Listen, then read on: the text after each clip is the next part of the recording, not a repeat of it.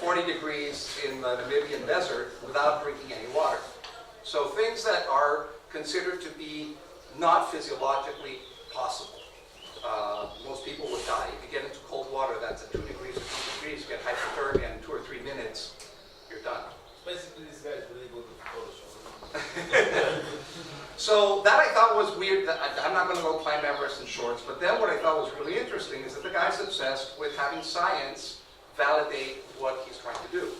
So in a laboratory setting, and I think it's the Rambam Institute in Amsterdam, he was injected with an endotoxin, to test the immune response to a fairly aggressive thing that is supposed to give him fever and nausea and a bunch of stuff.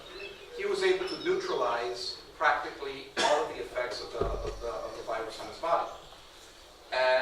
But they said, yeah, but you were a guy that goes up to Everest in shorts, 7,500 meters. Says, no, we're going to do this again. I'm going to take 12 people, I'm going to train them during 10 days, and then we're going to have a control group, and we're going to do the test again with these people. And they did the test, and the differences were very dramatic in terms of the severity of the symptoms in the control group versus the people that were trained. The recuperation, it was, and I'll get into some of the specific things that sort of came out of those tests. What the scientists concluded is this guy is able to do something that was considered impossible to do, which is consciously regulate your autonomic nervous system and certain aspects of the immune response, which are thought to be part of bodily functions that you don't consciously control. I mean, you don't consciously control how your liver works. Your breathing, most of the time you're not conscious of your breathing. If you start to get conscious about your breathing, you can move it. It's hard to consciously change your heartbeat. You start running, it goes up. This guy can increase the temperature of his hand by focusing on it. So this is what got me interested in when I saw the documentary, and I said, okay, this thing, I want to do this Poland event that he does where he takes you for 7 days and you end up climbing this mountain in January in the Czech Republic. But I said, this guy is weird. I mean, he is very funny.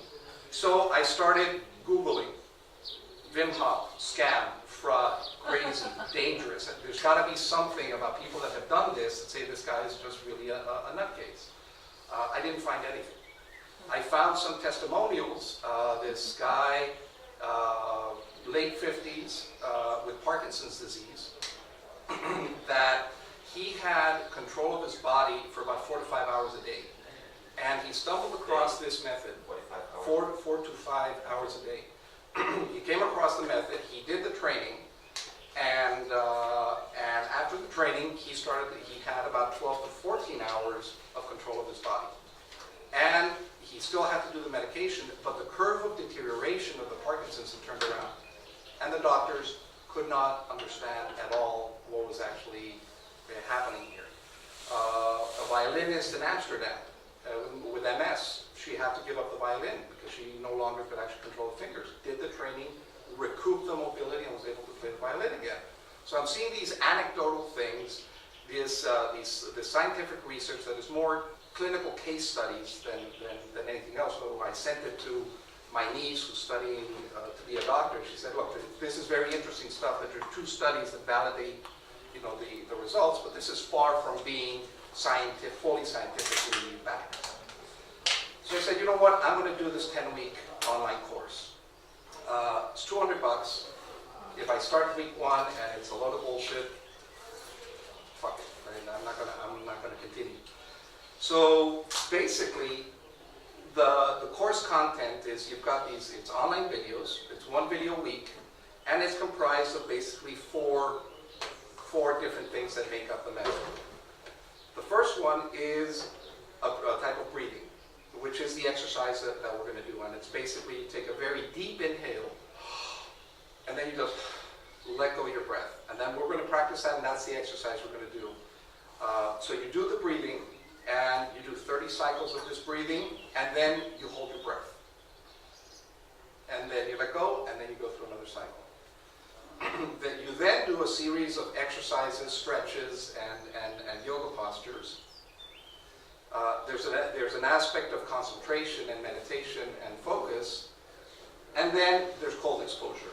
So you start week 1, you do the breathing, the exercise, the yoga, and then you take your shower, and then the last 30 seconds, you just take the water to cold. And over the weeks, it builds up, and then you start doing a minute of cold at the beginning, warm, and then week 5, you have to do every single day, 10 minutes of cold water in the shower. In week 8, you do an ice bath. So this is me doing the ice bath with my son, eating the ice cubes. Well, you had the ducky, that's not. So we had the duckies and all this stuff. But you know, I was in there, the water temperature was 3 degrees Celsius. I was in there for 6 minutes and perfectly fine. And then I finished the course January 2nd, and I was in Maryland. I was hoping for a lot of snow and being able to do like real cold stuff. But it was an unseasonably warm winter. But I ended up going for a 15-minute swim over in the Sassafras River that was at 10 degrees Celsius, which is pretty cold, but it's not 3 degrees, but it was perfectly fine. I came out, and you know, it was very cold wind and all this stuff, but I was fine. And what I felt upon finishing the course is that I felt a lot stronger, healthier, happier. I had more energy, more mental clarity, this sense that I could reset my brain. So if I'm in a stressful situation, I sit down, I do 5 minutes of this breathing and some of the exercises, and it's like, boom, I'm back. Improve athletic performance. I mean, I'm not a super athlete, but suddenly I don't get soreness at the gym. There's part of the breathing helps control the buildup of lactic acid, so you can go running, and you just kind of like keep on going and keep on going and keep on going. This sense of better control of my health. So I've woken up with, you know, back soreness. I sit down, I do the breathing, the meditation, the stretching, all this, and suddenly it's gone. Get rid of hangovers, like you can imagine. And then that the cold doesn't really bother me. So in the winter, it's just kind of like go out like this, and I don't get chills. I don't have that feeling of chilliness. So through the process, trying to figure out what is actually happening in the body to try to understand physiology, and then this gets into very, very complicated stuff. So again, I would love to have a doctor or a physiologist to kind of be able to explain what is actually happening. So what's going on with the breathing? And again, it's deep inhale and a light exhale. There's a couple things. One, which I didn't know, is oxygen is actually energy for the body. So what you're doing is you're increasing the amount of oxygen in your blood and you're decreasing the CO2. And that causes a couple different things. One, it changes, it raises the pH of the blood. So by raising the pH, different things start to happen. First, it's a more hostile environment for viruses. So it actually makes it a little bit more difficult for viruses to spread. This is the mitochondria, which you might remember from biology classes in high school. One of the things that the mitochondria does is it synthesizes the oxygen from the blood and produces an energy molecule called ATP. And ATP is what actually produces energy throughout the cells and fundamental for a lot of different processes, from your brain to your body to muscle, etc. Your body, the mitochondria, if you didn't have the levels of oxygen, you would still produce ATP, but at a factor that is probably 80 or 90% less efficient. So by having more oxygen, it's more efficient in the production of ATP. There's something that I read, but nothing that actually correlated, that was saying that if you have lower levels of oxygen, what the mitochondria does to produce ATP is it synthesizes the glucose in the bloodstream. Now, it also turns out that that process is also generating the food the cancer cells love. So there's no connection yet established that this actually can help, any type of cancer, but there's certain connections there that I find pretty interesting. The breathing and the retention, when they did the test at this university, releases epinephrine, which is a type of adrenaline in the brain.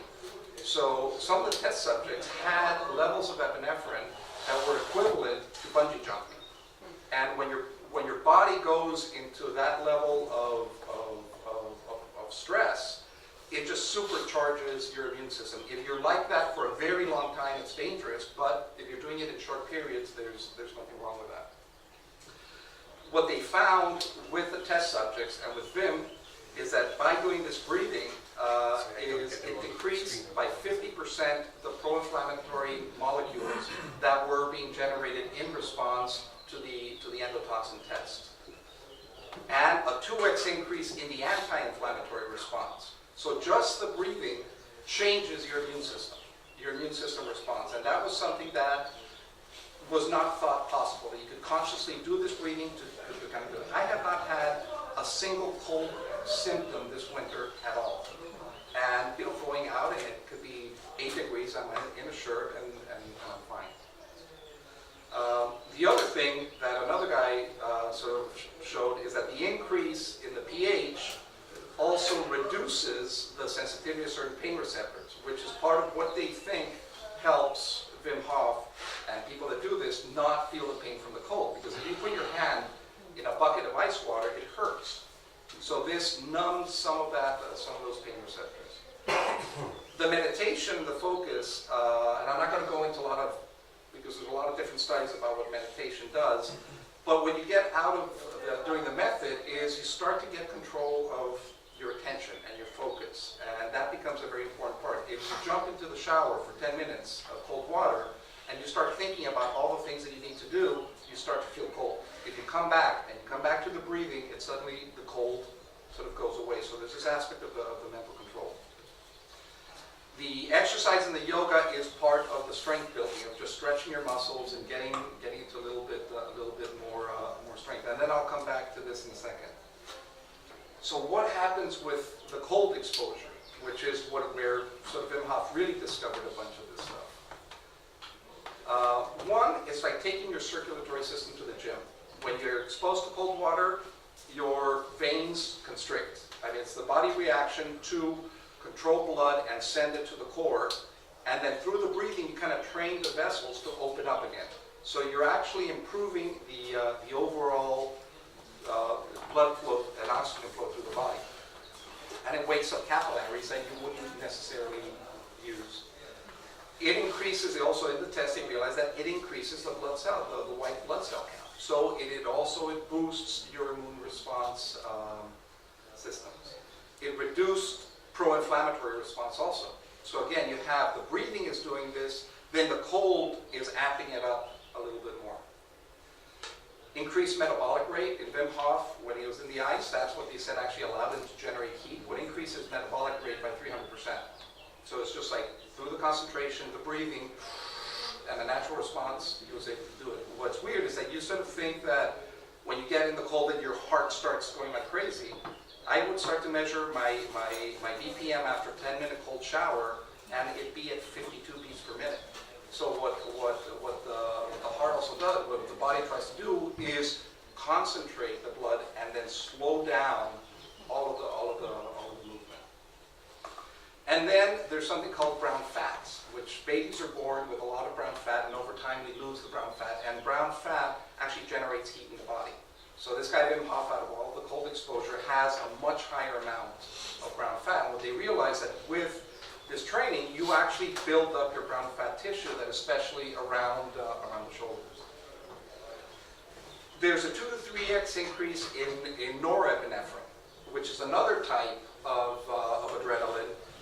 And this is actually used to treat depression and ADHD. So one of the things that you get out of the cold exposure after you do it is you feel really good. And there's actually a chemical response and a reason why that happens. You've got more of this adrenaline, and it's kind of like if you've got endorphins, it's like you go for a run and you feel really good. Well, you're doing this with the cold exposure. So now it's time to take a dip. If we had a cold pool, this pool is not cold enough to do it. It is cold. But what I thought would be fun is, okay, this is all the nice theory. Let's see if we can actually put this into practice. So it's a nice day outside. We're going to go outside and do the exercise. Just one question. Has he ever written or explained how he developed the method? What was he inspired So by? he was inspired by the suicide of his wife. 4 kids, his wife committed suicide, he just was devastated. And I don't know where he was, and there was this, freezing lake or something. And he had always been into yoga, and he was kind of like a little bit of a nutty guy, and explored a lot of different practices and different things. And he just jumped into the water and sort of felt this peace. And he didn't understand where it was coming from. And so he kept on going back and kept on going back, and then started doing the research and figuring out what was going on. So for him, that was his path of discovery. And he sort of feels that it is our nature that teaches you. And he says that, in the society that we live, we've gotten used to controlled weather environments. And that's very, very, very recent. For a long time, we were cold. There was not hot water. So our bodies actually evolved over thousands of years, not with nice warm water to take showers in, maybe part of the year. But most of the time, you'd have to start the fire, boil the water, and that was something that kings could do, or royalty could do, but not the majority of the people. Regarding the ice baths, so I've been into this fitness regime thing for a year, and so ice baths are used by bodybuilders and to recover them. But after sauna, after dry sauna. but also to increase testosterone. Yeah. So it increases testosterone and produces more muscle growth. Yeah, I mean, there's a ton of stuff when you look at these things individually, like what does cold exposure do, what I found interesting about the method, not having researched a bunch of stuff, is the synthesis of these different things that come together. So what we're going to do with the exercise is, first, everybody has a mobile phone Yeah. with a stopwatch on it, okay? With just a stopwatch, kind of. What? It's been off, yeah. I've been doing this for many years. Okay, Oh, cool. there we go. So, And he did that. we'll do this outside, just make sure everyone has I the know first. to the ice stuff. Then you have to leave. So we're first going to do a test of how long can you hold your breath. The next thing is you're going to do as many push-ups as you can do. Immediately, or why we? No. Now we are holding our breath. So shots on the floor? We'll get to that. We'll get to that, okay? So then you're just going to, you'll say, I held my breath for a minute or 37 seconds or 20 seconds or whatever. You can breathe and then just do as many push-ups as you can. On the floor. On the floor. Yeah, that's why we'll go outside and do it. Then what we're going to do is we're going to do the first round of breathing. And we'll practice in here so everybody understands it, then we'll just go outside. And I'll help you guys just count through it, because sometimes you get a little bit lost with the count. And then you just exhale and hold your breath with a timer. So you do the 30 cycles of breathing. And then you Actually, Very. no, this one, we'll keep it simple. And then just take a deep breath, start the timer, and just hold your breath. As long as you can. And then, yeah. just like the first step. Just like this, but we've done the 30 cycles. Then we're going to do a second round of breathing. Again, 30. Then a deep breath. Okay, then we're going to do a third round of breathing. Then you're going to hold your breath and do push-ups. Okay, so then finally you just... Okay, and see how long. So part of it is being able to notice, and then basically after that, you can sit down and just relax. If you know how to meditate just a couple minutes. If not, just focus on the feelings that you have in the body. We count push-ups, right? Yeah, and count the push-ups. So the idea is, when superhuman powers comes in, is that it's a great marketing thing to get everybody in the room. I mean, Wim Hof with the training does all this stuff. It's basically just with this simple exercise for you to realize what the difference is in your breath retention, what is the difference in the push-ups, in the physical exertion that you're doing just by doing this this breathing. Hopefully it'll work for most of you. What you might feel with the breathing, it's a type of hyperventilation. It's not as fast as, so it's just a deep breath, and you let go. What you're likely to feel, not everybody feels it, is you can get a little bit dizzy, you can start to feel sort of a tingling sensation. Yeah, some people feel really good, some people, but it gets you a little bit into la la land. Do we have medical doctors in the room, just in case? So, what I would say, if anybody does have like a serious heart condition, don't do it. I don't want to be responsible. The breathing is not a problem, but the breath retention, and then if you do have a problem with your heart, please don't do it. It's a very cool feeling. In the course, you end up doing about 3 or 4 cycles and a 5th one, and the push-ups, and then you can just lay there for about 10-15 minutes, and your mind is blank. It's just like. So let's try just to make sure everybody understands what. Anybody what with pacemakers? No pacemakers? Okay, so practice the breathing. It's just. So it's kind of the no, but we're going to go outside. This is just so people get the breathing. I will do the exercise Everybody outside. knows how to breathe. Okay. Everybody breathe. Fast inhale and fast Fast inhale. Imagine that you're Just doing the whole thing about by to go your under chest. the water, and you're going, and then just let it out. Don't go. Just like so. You're taking in a lot more oxygen than you're letting out. It's like hyperventilation. Yeah, it's a type of hyperventilation. This is what the kids learn when Feel they're bad. learning how to Stop swim. breathing. Okay. If you feel bad, if whatever, just push-ups. don't do it. That's a question you said. I got a picture.